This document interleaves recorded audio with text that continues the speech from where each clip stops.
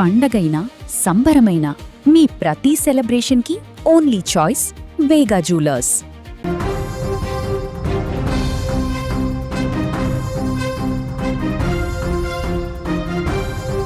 Shabad murder case ఇప్పుడు సరికొత్త turn తీసుకుంది. ఈ దారుణానికి పోలీసుల నిర్లక్ష్యమే కారణమంటూ లోకల్స్, బాధితుడి ఫ్యామిలీ మెంబర్స్ తీవ్రంగా ఆరోపిస్తున్నట్లు సమాచారం. అయితే ఈ కేసులో పోలీసులు లైట్ తీసుకున్నారనే టాక్ వినిపిస్తోంది. ఖాకీలు టైంకి స్పందించి ఉంటే ఈరోజు ఒక ప్రాణం పోయేది కాదంటూ జనాలు నిలదీస్తున్నారు. మరి ఈ ఆరోపణలపై పోలీసులు ఏమంటున్నారు? అసలు ఎక్కడ గ్యాప్ వచ్చింది? అవును, షాబాద్ కేసులో పోలీసుల రోల్ ఇప్పుడు వివాదాస్పదంగా మారింది. బాధితుడికి నిందితులకు మధ్య గొడవలు జరుగుతున్నాయని, తమకు ముప్పు ఉందని ముందే స్టేషన్లో కంప్లైంట్ ఇచ్చారట. కానీ పోలీసులు దాన్ని మామూలు గొడవగానే చూశారట, సీరియస్ గా తీసుకోలేదని ఆరోపణలు వస్తున్నాయి. పోలీసుల ఈ లైట్ తీసుకునే యాటిట్యూడ్ నిందితులకు ప్లస్ అయిందని, అందుకే ధైర్యంగా స్కెచ్ వేసి మరీ మర్డర్ చేశారని స్థానికులు మండిపడుతున్నారు. దీనిపై పోలీస్ బాసులు ఎలా రియాక్ట్ అవుతారో చూడాలి.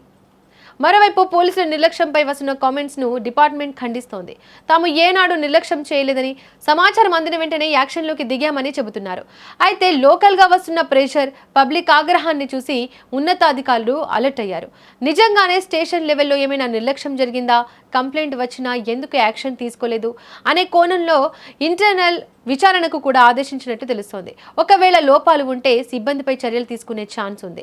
ఏది ఏమైనా ఒక దారుణం జరిగినప్పుడు పోలీసుల వైఫల్యం ఉందనే ఆరోపణలు రావడం కామన్ అయిపోయింది. షాబాద్ కేసులో కూడా ముందే అలర్ట్ అయి ఉంటే బాగుండేదనే అభిప్రాయాలు వ్యక్తమవుతున్నాయి.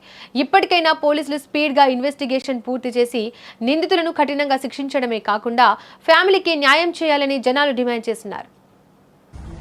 ముద్దాయి పేరు Parvathi Raj Kumar, 35 year old, farmer by occupation. ఒక నైఫ్ యూజ్ చేసి ఫస్ట్ ఈ అమ్మాయికి మదర్కి చంపాడు. తర్వాత అది అమ్మమ్మ కూడా, అది అప్పుడు స్లీప్లో ఉన్నారు, ఈ అమ్మాయికి కూడా చంపాడు. తర్వాత ఈ మైనర్ గర్ల్కి తీసుకుని అక్కడ నేటివ్ ప్లేస్ దేవలోగూడకి తీసుకుపోయి అక్కడ ఒక వాటర్ బాడీ ఉంది, చెరువు ఉంది, అక్కడ ఈ అమ్మాయికి కూడా అక్కడ హత్య చేశాడు. తర్వాత ఈ చెరువు నుంచి అతనికి ఇల్లు హార్డ్లీ 200 to 250 meters ఉంది. అక్కడ పోయి ఓన్ ఫ్యామిలీ వాళ్ళు ఉన్నారు, అన్ని ఇది నిద్రలో ఉన్నారు. భార్య ప్లస్ ఇద్దరు పిల్లలు, 1.5 year and 4 year ఇద్దరు కొడుకు, వాళ్ళకి కూడా హత్య చేశారు. తర్వాత అరౌండ్ 11:57 రాత్రికి వాళ్ళకి తండ్రికి ఫోన్ చేశారు, ఇట్లా నేను చేశాను, ఈ 6 మనిషికి హత్య చేశాను చెప్పారు. చేసి ఫోన్ స్విచ్ ఆఫ్ చేశారు. ఇది చెప్పారు, నేను కూడా వెళ్తున్నా, నేను కూడా సూసైడ్ చేస్తాను, but that is not confirm. తర్వాత మాకు ఇది ఈ ముద్దాయికి పేరెంట్స్ వచ్చి షాబాద్ పోలీస్ స్టేషన్లో ఈ డాక్టర్ ఇన్ఫర్మేషన్ మాకు ఇచ్చారు. అప్పటి నుంచి మేము ప్రయత్నం చేస్తున్నాము. ఇమీడియట్లీ ఫేస్బుక్ అయిపోయిన తర్వాత అబ్స్కాండ్ అయినారు, విలేజ్లో లేదు.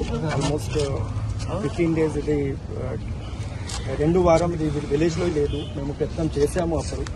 తర్వాత అతను యాంటిసిపేటరీ బెయిల్కి ఫైల్ చేశారు. ఇది ఇంకా సెక్షన్ 11-12లో ఇది 7 years లోపల ఈ పనిష్మెంట్ ఉంది.